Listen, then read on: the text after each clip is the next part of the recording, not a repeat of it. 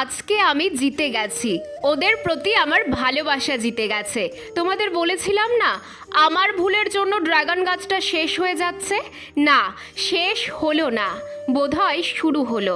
একসাথে দুটো গাছ পাশাপাশি। ভেবেছিলাম আমার শখের ড্রাগন গাছটা বোধহয় শেষ। ঠিক তার দুদিন পরেই দেখি কতগুলো নতুন ড্রাগন ফুল চলে এসেছে। আর এত ফুল আসার পেছনে কিন্তু একটা সিক্রেটও আছে। আজকে সেটাই তোমাদের বলবো। আগের বছর জানো তো মাত্র একটা ড্রাগন ফল ধরেছিল, আর এবছর এটা করার পরে এতগুলো ফল ধরছে।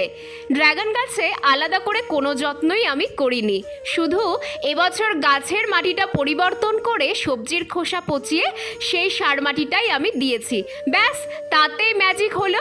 তোমাদেরও বলবো সবজির খোসা পচিয়ে একবার ড্রাগন গাছ বসিয়ে দেখো, 10-15টা ফল পাবে, কথা দিচ্ছি।